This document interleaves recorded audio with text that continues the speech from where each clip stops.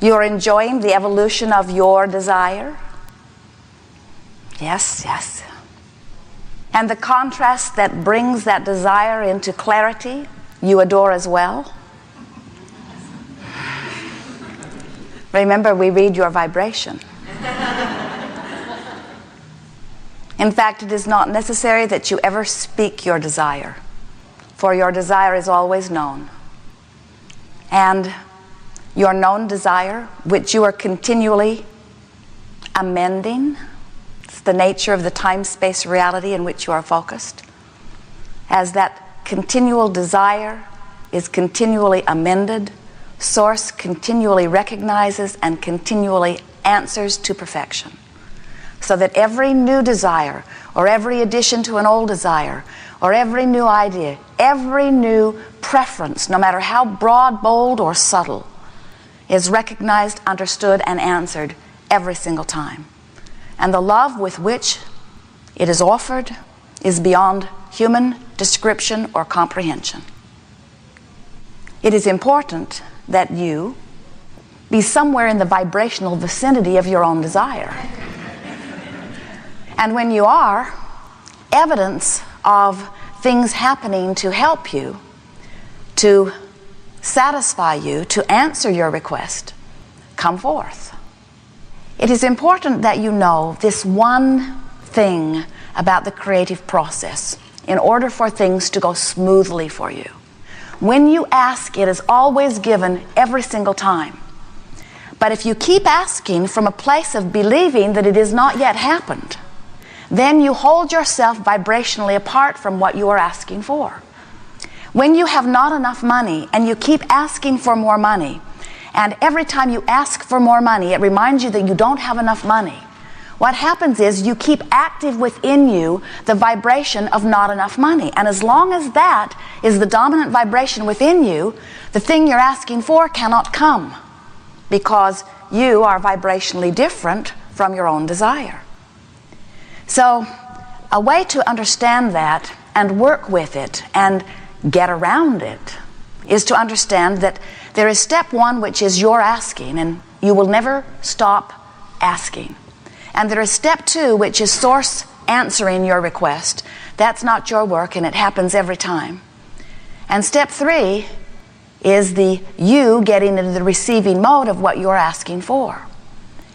Now, what we see happening with so many of you, with things that you really, really want, things that really matter to you a great deal, you seem to keep beating the subject. You keep it so active within you. You talk about it so often. It's sort of like you think you are 4 years old and you are asking your mother for something, and she's not really hearing you because she's busy in her own world, and she seems to you like she is the avenue through which all your good flows. And so you keep pestering her, and you learn in time that the more you pester, the more you eventually get her attention, although sometimes it's not attention you really wanted from her. But you come away from those early experiences believing that if you can really speak a plaintive case of lack and pain, that someone will come to your assistance, and your mother often does. But she teaches you poorly, because she gives you the impression that if you can keep activated your pain and your lack of what you want, that someone will come to your aid and fill the void. And that defies the law of attraction. Nothing can fill that void, because vibrationally you are offering a signal, and it is only your signal that can ever be answered. So you've got to find some way of getting off the subject of not enough money if you want more money to come. And the easiest way we've ever seen that is to get in the mode of appreciating the money that is coming, or get into the mode of appreciating the lifestyle that you are living. Or, and this is hard for some to understand because it's so different from what you've been attempting, or you must get off that subject altogether and get on a subject that you are in the allowing mode about. So how do you know whether you're in the allowing mode or in the resisting mode of what you've been asking for? It's easy. The allowing mode feels like fun, feels like joy, feels like love, feels good. The resistant mode feels like tension, feels like hate, feels like anger, feels like frustration. You can tell whether you are in the allowing or resistant mode by the way you feel. Now, what is it that you are allowing or resisting? It is the fulfillment of the well-being that you are asking for. It is the fulfillment of the source that is really you. You are extensions of source energy. Here in this physical body, you are leading edge extensions. And while we speak of the physical human you and the inner being you or the non-physical you, really what we want for you is that you recognize that you are you. And the source that is you, just like the you that is you, just like the personality that you know is you is you. When you feel exhilarated, you are really letting you be you. When you are feeling love, you are letting you be you. You are full of you.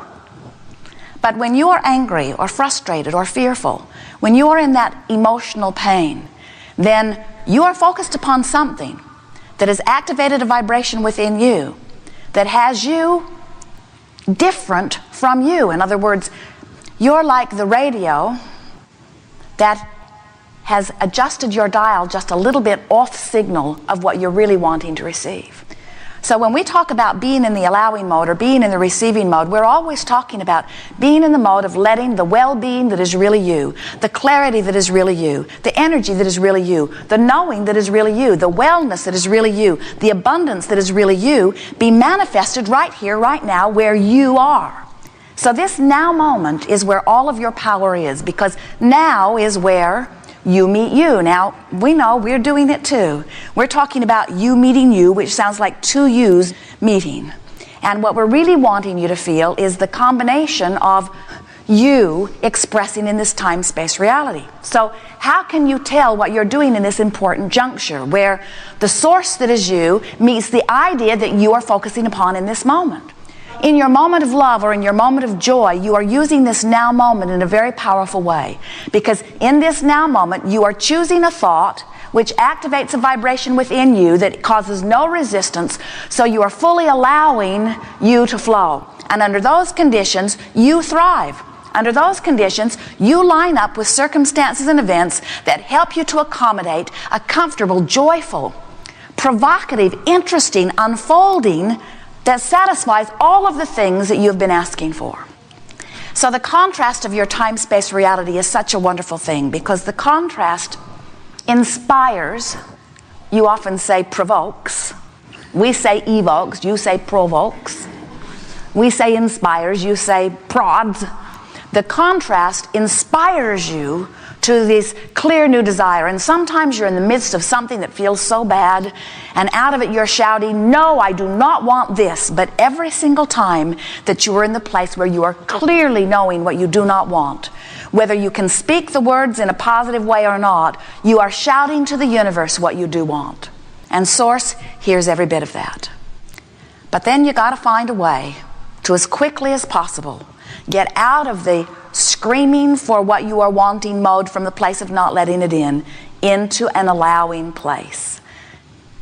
Meditation is the ultimate allowing place, because you quiet your mind so there is no contradictive thought. Appreciation is a tremendous allowing space, because in appreciation you are lined up with that which is your source.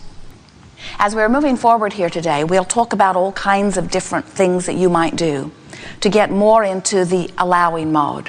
And we can't think of anything that is more beneficial for you to practice or to hear or revisit, because as deliberate creators, you are continually coming to clarity about what your preferences are. But quite often, you are not a vibrational match to the very preferences that you have preferred. So that's why we are calling this gathering the art of allowing, because that is really where your emphasis is. Your emphasis is upon bringing yourself vibrationally into compliance with your own desires. As you made the decision to come forth into this creative environment, you knew that there would be a tremendous amount of variety. You never expected everything to be all finished in some state of perfection, because you understood when you made the decision to come forth, and from your broader non-physical perspective, you understand that there is no ending to anything. You understand that there is only expansion, that this is a universe that never ceases to expand. And so, as you came forth into this environment, you knew that the variety would be tremendous, and you knew that from that variety, you could choose those things, line up with them, and then they would be your experience. And you never once said, I'll wait until that mess gets cleaned up before I come forth. You never once said, I need everything to be just the way I like it before I come forth, even though that's the way many physical humans behave today. Many of you say, I cannot feel good under these conditions because these conditions keep me from feeling good. And we say, you have forgotten about your point of focus. You have forgotten that you can look anywhere in your time-space reality, and whatever you give your attention to activates a vibration within you. That's a really key thing to focus upon. Whatever you are giving your attention to activates the same vibration within you. And when you activate a vibration within you, that becomes your point of attraction. It becomes your point of allowing. So, when you think about the subject of money or dollars, does it feel like fun and adventure to you? Or does it feel like worry and struggle? You can tell right away which way you lean. When you think about your dominant relationship, does it feel life-giving? Does it feel full and expansive? Does it feel good to you? Or does your dominant relationship feel like struggle or bondage? You can tell which way you lean. When a subject comes up, you've got to think about it. And you're going to think about it where you have practiced it most. And by most, we do not mean, if I've thought this thought that didn't feel good for 10, 20, 30, 40, 50 years, and now today, I don't have access to any other thoughts because I've thought that most, and I might not have 50 more years to turn it around. It's not like that. It's that somehow, right now, you have to find a way of deactivating that troubling thought by activating another. As you begin to choose thoughts on that subject or off of it that feel good, what begins to happen is, little by little, and we're not talking about a long period of time, you can do it in 30 days on any topic, it is our promise to you. You can change what is dominant within your vibration, and therefore change your point of attraction, and therefore change the way your life unfolds. There is nothing that is out of bounds. You are the creator of your own experience. You are the only one who can vibrate within you. You are the only one who can think your thoughts. You are the only one that can activate the vibration in this point of attraction. So we know that things have happened, or there are people in your life, or there are things that you're focused upon, that it just feels like when you think about it, you cannot help but feel the way you feel. But we're here to tell you, you can focus around it. You can focus otherwise. You can focus within it. Little by little, you can take the most troubling experience or relationship and change it to something that feels better. Or you can learn to ignore it and focus upon the things that already feel good, and you can change your point of attraction. This is the big thing to know about step 1 and step 3. Let's say you don't have enough money. Let's say you're really worried about it. Let's say the bills are piling up. Let's say you are feeling very, very uncomfortable about it. Let's say that it seeps through many, many, many, many minutes of your day because its tentacles reach into so many different aspects of your life. So there you are in this very uncomfortable place on that subject. You could pet your cat on a regular basis, and while you're petting your cat, you're not doing that resistant thing. You could meditate for a little while, and while you're meditating, you're not doing that resistant thing. You could sit by the stream or go someplace that feels good. You could have a nice meal. You could appreciate some child's face. You could find a series of things that you decide that you will focus upon. And as you choose those better feeling things, because nothing is more important than that you feel good, you will give less airtime to the vibration that has been holding you in the place of not enough money. And so when you sit to pay your bills, you may have a traumatic 20 or 30 or 40 or 50 or 60 minutes occasionally, but it doesn't need to permeate every moment of every day. And the reason that it does seem to permeate so many moments of so many days is because you still think, in many cases, that you are asking from some source that needs to hear your plight before it is willing to give up the goods.